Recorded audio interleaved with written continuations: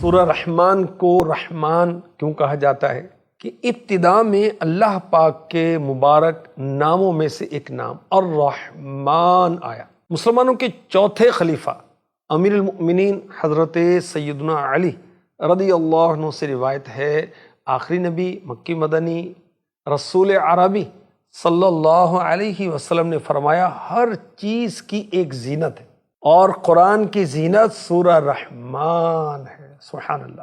مفتی احمد یار خان نعیمی نے بڑی پیاری باتیں لکھی کہ سورہ رحمان کو قرآن کی دلہن یا قرآن کی زینت کیوں کہا گیا؟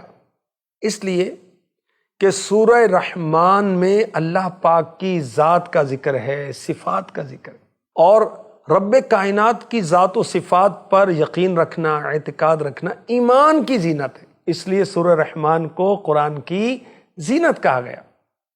سورہ رحمان میں جنت کی حوروں کا تذکرہ ہے، ان جنتی حوروں کے حسن و جمال کا تذکرہ ہے، حوروں کے زیورات کا تذکرہ ہے، یہ چیزیں جنت کی زینت ہیں، اس لیے سورہ رحمان کو قرآن کی زینت کہا جاتا ہے۔ ایک اور وجہ بھی بیان کی، فَبِأَيِّ آلَاءِ رَبِّكُمَا تُكَذِّبَانِ، یہ سورہ رحمان میں 31 ٹائم آیا۔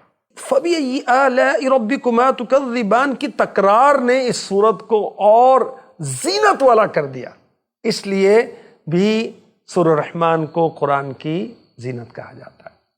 رسول کریم رؤوف الرحیم صلی اللہ علیہ وسلم نے ارشاد فرمائے، سورہ حدیث، سورہ واقعہ، سورہ رحمان کی جو تلاوت کرتا ہے زمین و آسمان کی بادشاہت میں اسے جنت الفردوس کا مکین کہا جاتا ہے۔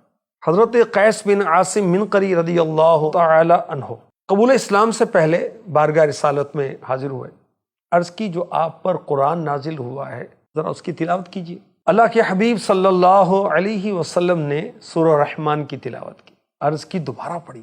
محبوب رحمان صلی اللہ علیہ وسلم نے دوبارہ پڑھی، تیسری مرتبہ پڑھی۔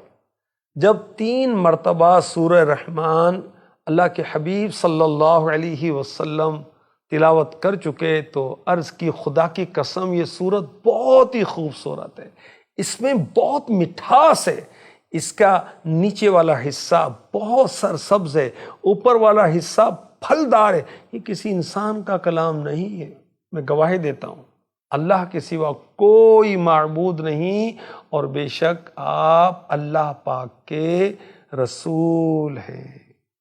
سورہ رحمان کی برکت آپ کو بتاؤں، 11 بار 11 ٹائم جو اسے پڑھے اس کے سارے مقاصد پورے ہو جائیں گے۔